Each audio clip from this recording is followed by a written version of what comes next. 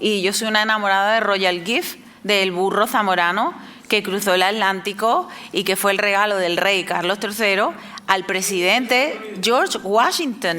Ese señor adoraba ese burro. El ejército de tierra americano tuvo sus primeras mulas gracias a ese burro zamorano. Pues si vosotros como zamoranos no contáis esa historia en vuestra casa, se pierde, que es lo que ha pasado, se ha perdido después de 200 años. Esto es el podcast de la Fundación Caja Rural de León, Valladolid, Zamora.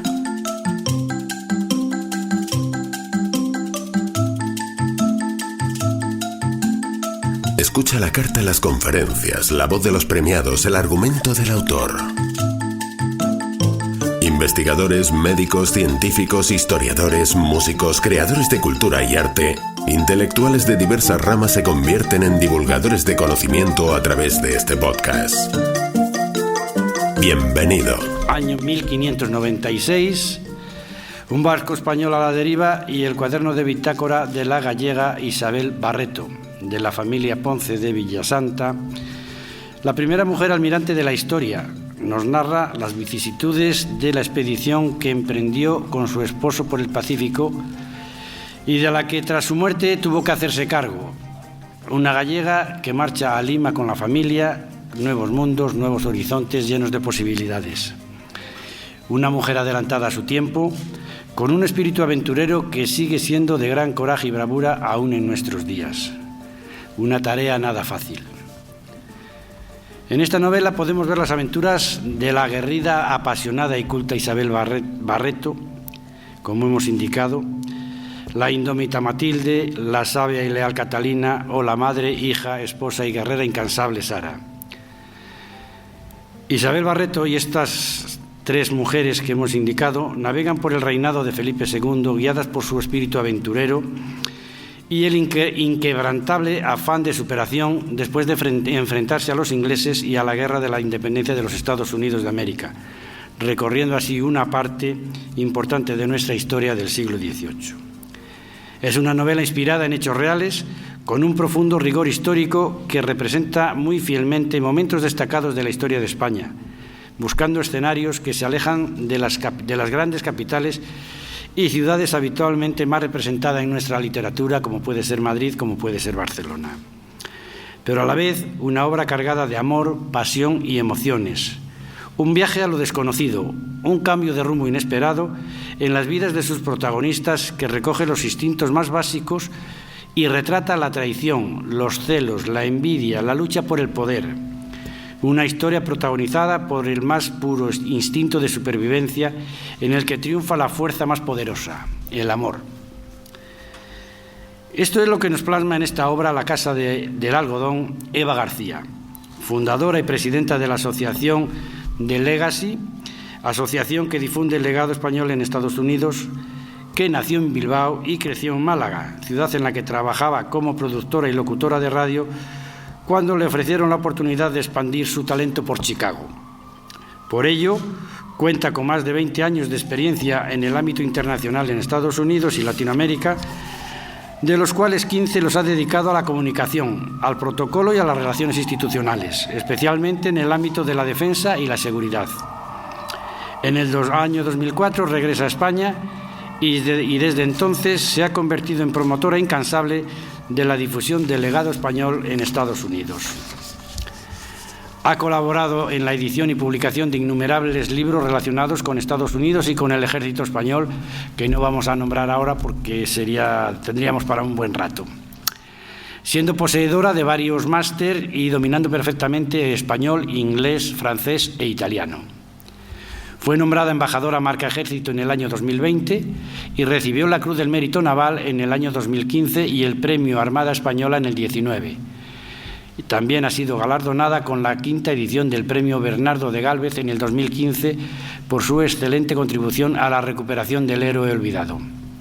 En el 2012 fue nombrada responsable de Relaciones Institucionales para la exposición en Madrid No fueron solos mujeres en la conquista y colonización de América, por la Fundación Museo Naval. Como veis, estamos ante una joven pero extremadamente preparada y cualificada.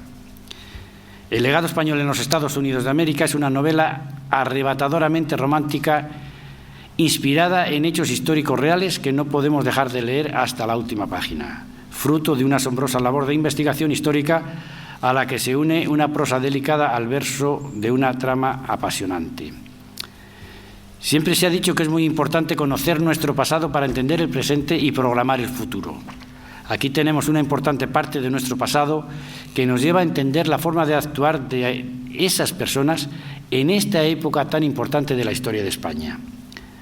Como dice la autora del libro, la vida es como el viento, unas veces brisa, otras temporal. Él te trae la calma y la tempestad. Lo que esconde el viento, solo el tiempo lo sabe. Solo ella sabe lo que se esconde detrás del libro La casa del algodón. Y yo desde aquí estoy deseoso que nos lo desgrane un poquito más, que nos deleite con sus aventuras. Eva García, muchas gracias por estar en Zamora, por traernos esta maravillosa novela que estoy seguro que a más de uno enamorará y lo llevará a esta aventura del siglo XVIII. Y como introducción y como puesta en situación, vamos a comenzar con un pequeño vídeo para irnos ambientando un poquito. Año del Señor de 1596. Un barco a la deriva y el cuaderno de bitácora de la primera mujer almirante de nuestra historia, una intrépida gallega de nombre Isabel Barreto. Ella se convierte en el referente de la familia Ponce de Villasanta. Esta historia está inspirada en hechos reales, en una época de la que solo podemos intuir la dureza del entorno de los que la protagonizaron. Viajaremos a aquellos inexplorados años para ser testigos, con fugaces momentos, de lo que ocurrió gracias al relato de Sara, madre, hija, esposa y sobre todo guerrera incansable, con un inquebrantable espíritu de superación. Navegaremos por el reinado de Felipe II, nos enfrentaremos a los ingleses invasores, conoceremos más del siglo de las luces y de la guerra de independencia norteamericana. Nos encontraremos de frente con la Revolución Francesa. Os invitamos a subir con Sara al desván de los recuerdos, a trastear en sus cajas y leer en sus documentos para poder intimar con esta familia. Los Ponce de Villasanta son fuertes como un roble y duros como la piedra. Su vida no fue fácil, pero a pesar de los avatares del tiempo con sus impredecibles misterios, logran crecer en la adversidad. Se hacen fuertes, a veces casi invencibles. Bueno, pues esto es un poco la presentación de esto que tenemos aquí y que, lógicamente, Eva pues nos va a desgranar a continuación. Al hilo de lo que hemos visto y de las imágenes que hemos visto, ¿no ves este libro como una posible película de pantalla grande al ver las imágenes que hemos visto aquí? Yo, muy buenas tardes a todos. Estoy encantada de estar en Zamora. Feliciano, permíteme primero que antes agradezca a la Fundación Caja Rural de Zamora y a ti muy especialmente el haberme acogido aquí. Con muchísimo cariño agradezco al delegado de defensa, al coronel Vicente González, que ha sido el eslabón puente entre la Fundación y Eva García en su faceta de autora. A todos vosotros por estar aquí y con muchísimo cariño a la librería Jambrina, que ha venido para apoyarme en esta presentación. A ver, no se ganó Zamora en una hora, ¿vale? Vayamos por partes. Yo, cuando escribí la novela,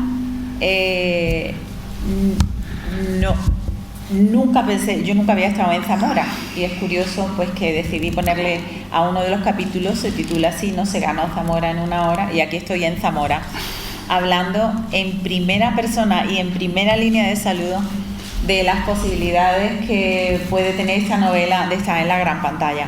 Y te agradezco mucho que me hagas esa pregunta en primera línea, porque todos los que han estado leyendo la novela, todos sin excepción me han dicho que ven la película, y eso creo que es una muy buena sensación cuando lees un libro, ¿no? Que puedas visualizar lo que estás viendo. La lectura es medicina para el alma, es alegría para el espíritu.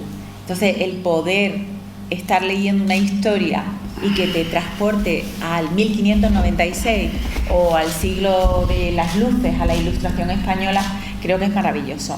Así que yo te prometo, Feliciano, que voy a hacer todo lo posible para que haya una película. De hecho, ya me han contactado de varias instituciones con un interés. Algunos dicen que una película, otros dicen que una serie de televisión. Estas cosas son, las cosas de Palacio van despacio, pero teniendo en cuenta que tan solo hace 2 meses y medio que presentamos la novela y que es mi primera novela, puedo deciros que estoy muy contenta, muy contenta.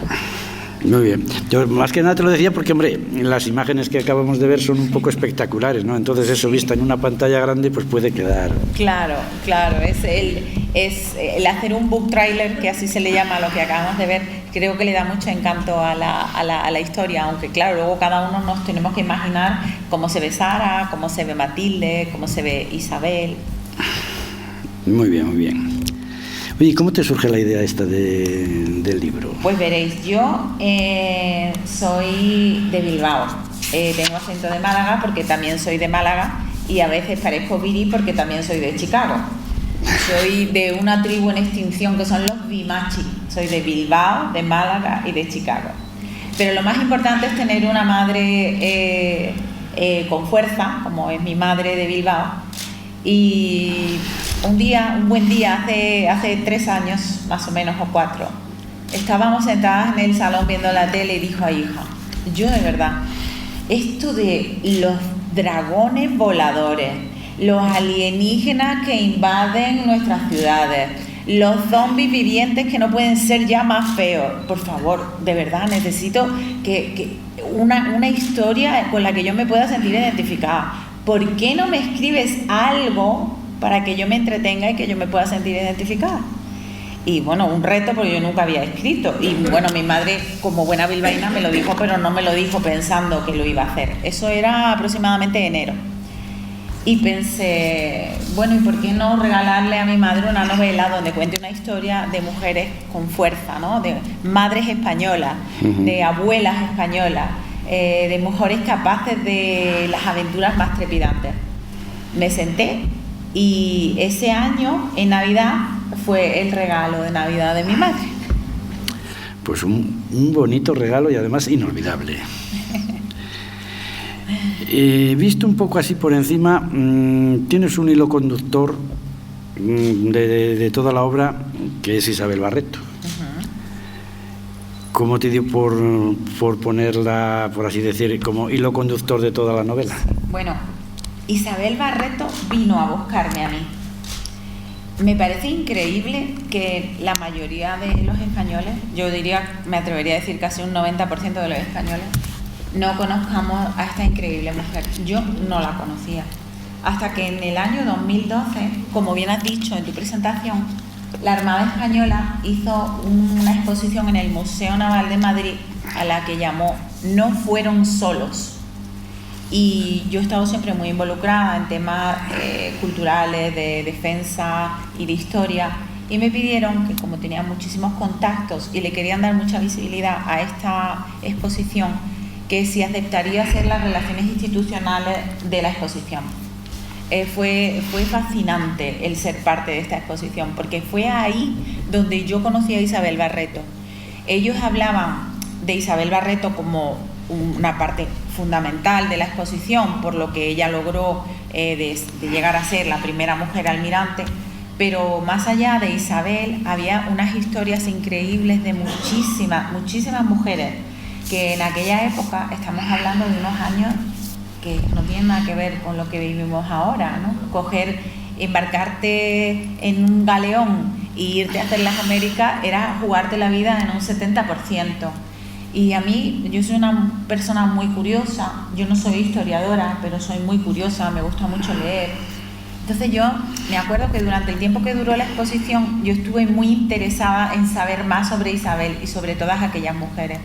Y descubrí datos tan interesantes e impensables como que ya en su segundo viaje Colón se llevó a más de 300 mujeres con él, a aquellas tierras, a lo que fue la Española. También me enteré de que más de 10.000 mujeres se embarcaron en aquellos años para ir a las Américas, solo de las que hay registradas y que constan en el Archivo de India. pero por supuesto que hubo muchas más, porque estaban las que iban con un registro oficial, iban las que iban un poco de polizón, ¿no? Y yo decía, 10.000 mujeres son un montón de mujeres. De las que nunca se ha hablado nada. De las que nunca se ha hablado nada. Y claro, empiezas a atar cabos y dices, ahora entiendo por qué se transmitió la cultura, se transmitió la gastronomía, se transmitió una forma de vida. Eso inevitablemente venía de las mujeres españolas y podemos definitivamente y sin lugar a dudas considerar que fueron nuestras tatarabuelas, la de cada uno de nosotros, porque cuando estudias un poquito de historia te das cuenta de que estuvimos en todas las comunidades.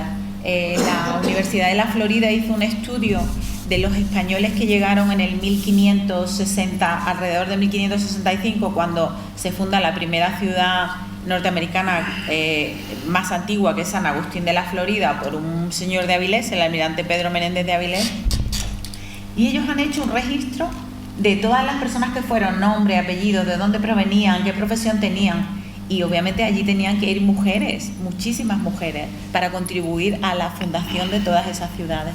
Y así pues me encontró Isabel, una mujer que tenía muchísimo carácter y a la que le dieron, por cierto, muy mala fama. ¿Por qué le dieron muy mala fama? Porque era fuerte y poderosa.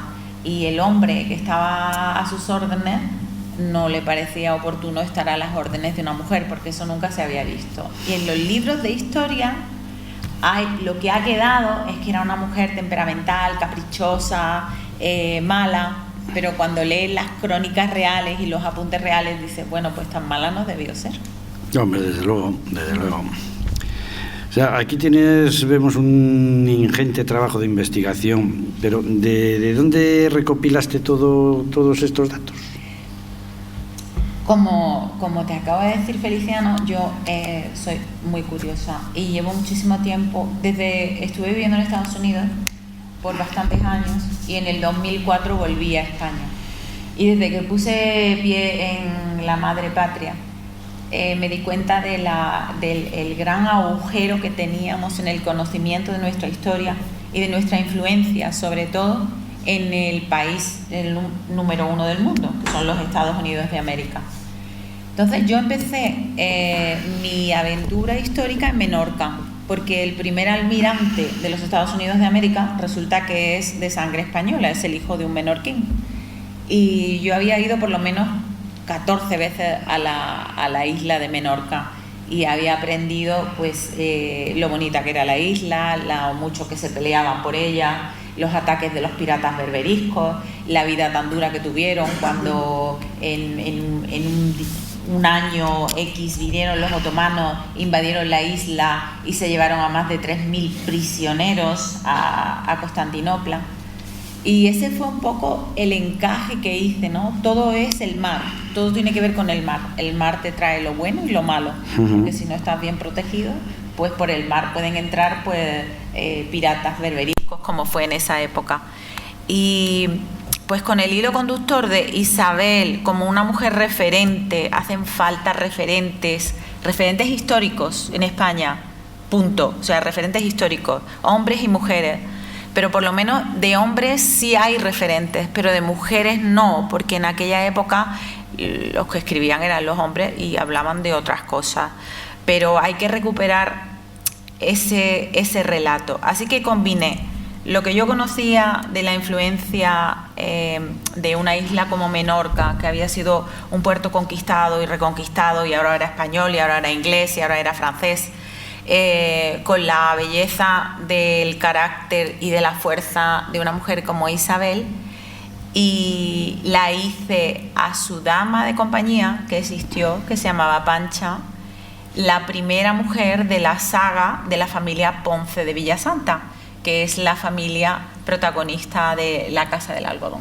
Claro, y por eso eliges Menorca como base de todo ese inicio de los Ponce de Villasanta. Efectivamente, porque me parecía que yo nunca había leído nada sobre Menorca.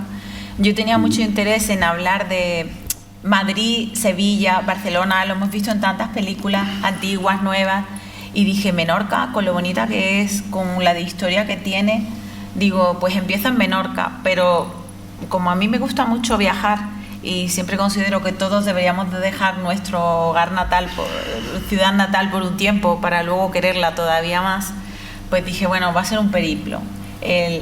La base de la familia Ponce de Villasanta va a ser en Menorca, pero hay que seguir mostrando otras ciudades españolas y seguir contando su historia y la historia de las mujeres que vivieron en esa época, en esas ciudades y cómo vivían. Claro, por eso un poco intentas huir de, como hablábamos yo antes en la presentación, de las ciudades grandes, y te vas a un sitio tan recóndito como el pueblo de Macharabiaya. Sí, que sería imposible que lo dijera bien a la primera. Macharabiaya. Quiero que lo digáis todos conmigo. Macharabiaya. Muy bien. Macharabiaya es el pueblo donde nació, a lo mejor ahora ya os empieza a sonar, el general Bernardo de Gálvez. El general Bernardo de Gálvez hemos conseguido recuperarlo. Ya tiene que como sabéis fui premio Bernardo de Gálvez, tiene un cuadro en el Capitolio de los Estados Unidos que logramos que se colgara porque era una deuda que tenían los Estados Unidos con España de más de 230 años. Entonces, en ese pueblo, en lo alto de la montaña de Málaga, a 25 kilómetros, que hoy día 25 kilómetros lo haces en un paseo, pero antes era o a caballo o con el coche de caballos, y además era un camino, todavía hoy se nota, ¿no? Si alguna vez vais por Málaga y subís a Macharabiaya, pues es una altísima colina. Bueno, pues en un pueblo tan pequeño como ese, en el que había a lo mejor 50 personas y casi todos eran familiares, estuvo la fábrica de naipes más importante del mundo. Y a tan solo un paseo de Macharabiaya estuvo la primera escuela mixta de niños y niñas en España, y yo diría que en Europa, allá por el 1740 y tanto, en un pueblo que se llama Benaque. Y todas estas historias, cuando conoces un pueblito tan remoto y lo visitas y lo ves y te empiezan a contar la de cosas increíbles que pasaban en aquel entorno, dices, ¿cómo no voy a hablar de Macharabiaya? Tengo que hablar de Macharabiaya. Y por supuesto de Málaga, que es la ciudad donde yo crecí, de donde mi padre y mis hermanos. En mi casa las mujeres somos de Bilbao y los hombres somos de Málaga, somos los 8 apellidos vascos, básicamente, tal cual. Entonces, el estar en Málaga y pasearte y ver la iglesia de la Victoria, que es una de las iglesias así más populares, sobre todo por la feria que se inicia allí, y de pronto te paras un día y ves que dice Real, o sea, dice, en el nombre dice Real, porque esta iglesia es la Real Iglesia de la Victoria. Y con que estudies un poquito, resulta que esa iglesia la fundaron los Reyes Católicos allá por el 1490 y tantos, cuando lograron la victoria contra los moros. Y dices, madre mía, esta iglesia lleva aquí se casó mi hermana y lleva aquí 500 años, y quieres que todo el mundo comparta contigo algo tan personal, porque yo he leído muchas novelas y siempre pienso que es como que me meto un poco en la cabeza del autor, ¿no? Es un poco intimar con ese autor que está compartiendo contigo algo que puede ser ficción o no, pero al final es un sentimiento compartido, y me hacía mucha ilusión hablar de Málaga. No, y además de la Real Iglesia, como dices tú, que es espectacular. Yo la conozco personalmente, sí, y es espectacular, sí. ¿Qué opciones le ves al libro así a corto y largo plazo? Mira, yo el libro es una combinación de historias, porque sí, es una novela histórica, cierto, que cubre 200 años de historia. Sí, es una novela romántica, porque el amor es la fuerza que nos mueve. Es una novela atrevida, es una novela donde hay guerras, donde hay traición, donde hay juicios que no se deberían de haber hecho. Y es una novela que tiene un enfoque muy importante, que es los valores, las tradiciones, la importancia de la familia. Aquí la madre y la abuela vas andando subliminalmente por las páginas del libro y te vas dando cuenta de lo importante que es el papel de la madre, el papel de la abuela, el papel de la hermana. A mí me encantaría pensar que este libro se va a convertir en un referente de la mujer española tan desconocida y un referente para los hombres que admiran a las mujeres españolas. Ese quizás sería el primer sentimiento que tengo, ¿no? El que cuando leamos el libro tuve que hacer un árbol genealógico, porque al inicio tiene muchísimos personajes, porque te está poniendo en situación de una serie de personas, un montón de personas que tienen que unirse para que todo se concentre en la familia Ponce de Villasanta. Sí, no, es que es casi un rompecabezas. Al principio es bueno, porque dicen, menos mal que está aquí el árbol genealógico. Y claro, es verdad. Yo cuando terminé la novela, Feliciano, contraté a un experto para que me hiciera mi árbol genealógico. Me quedaron unas ganas rabiosas de conocer quién fue mi bisabuela, quién fue mi tatarabuela, dónde vivió, qué hizo. Y ha sido maravilloso el poder tener, no es fácil, también os lo digo, se lleva mucho tiempo y según en qué iglesia estuviesen los documentos o en qué archivo, pues a lo mejor no encuentras todo, pero algo sí encuentras. Y yo me remonté casi hasta la fecha del libro. El libro acaba en 1798 y mi tatarabuela llegó hasta 1800, o sea, estoy a un año de los protagonistas. Y si quiero seguir invirtiendo tiempo, seguro que puedo.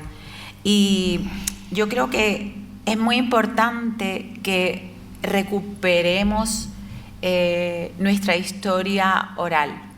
Antiguamente, o por ejemplo, vamos a hablar de las tribus indias, ¿no? Ellos durante cientos y cientos de años han transmitido la historia de su pueblo, de su familia, de su gente, porque la han contado. Y vivimos en una época en la que nos afanamos en estar siempre mirando una pantalla. Miramos 50 veces Google porque queremos saber un dato.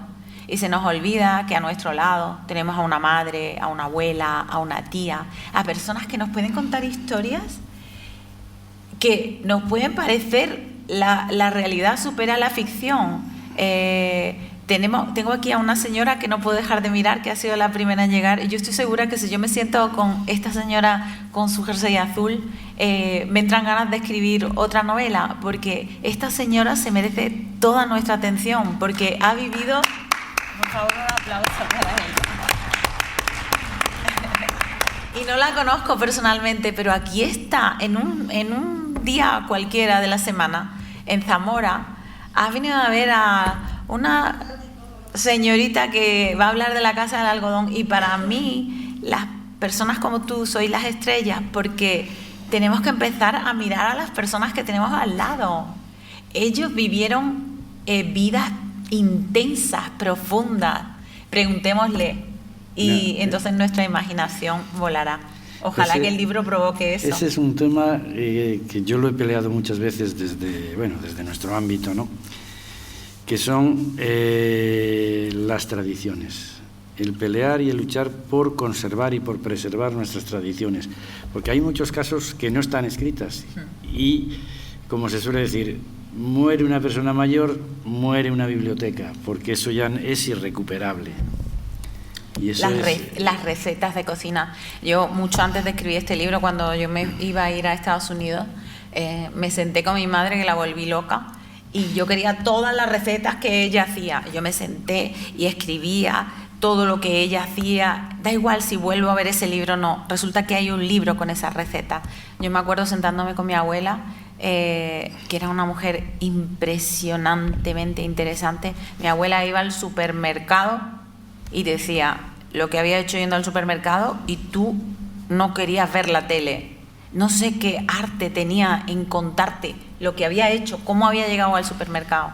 ¿Y por qué? Porque le dábamos la oportunidad de contarnos cosas. Yo muchas veces cuando voy a los restaurantes y veo a las familias que se reúnen los domingos, que me parece una tradición maravillosa que seguimos haciendo aquí, pero me entristece mucho cuando veo que de los 6, 4 o 5 están rezando, como digo yo, están así.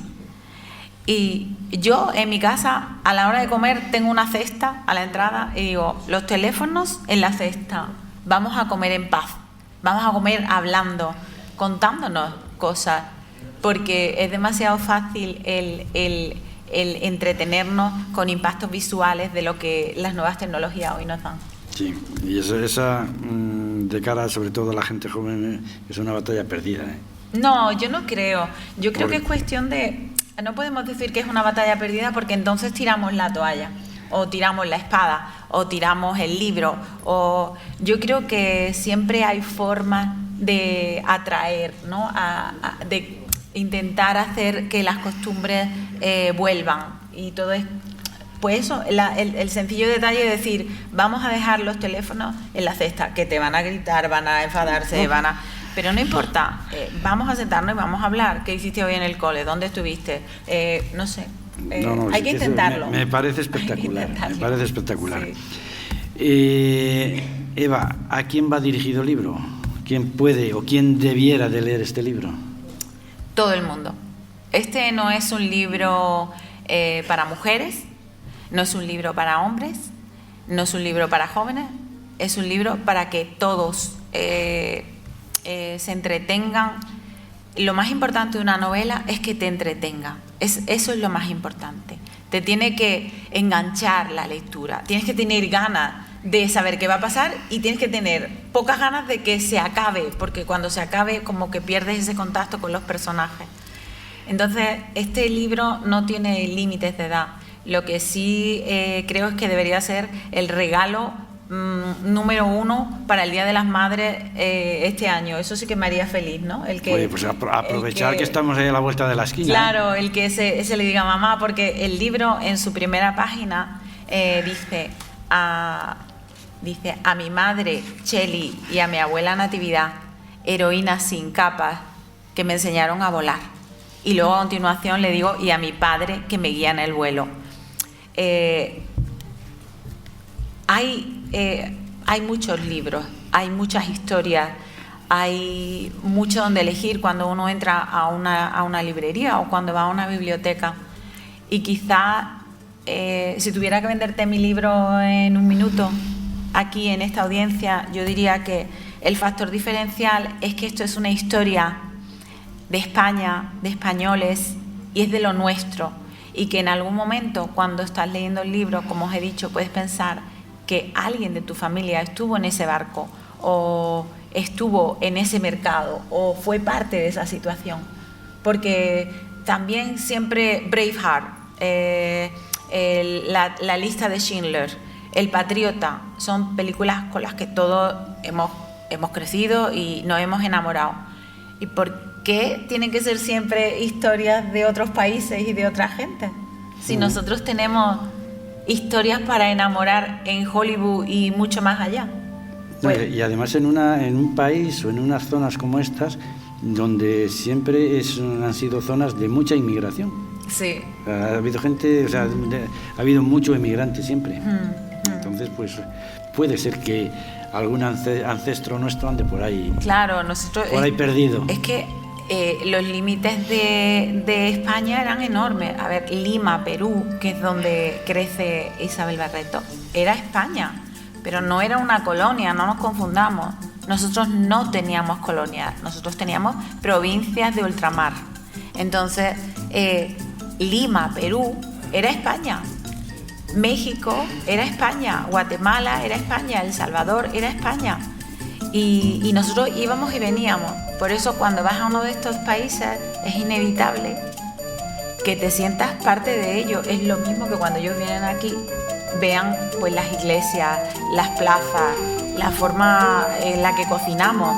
Es una mezcla cultural impresionante. Muy bien, Eva. Muchísimas gracias por venir. Gracias.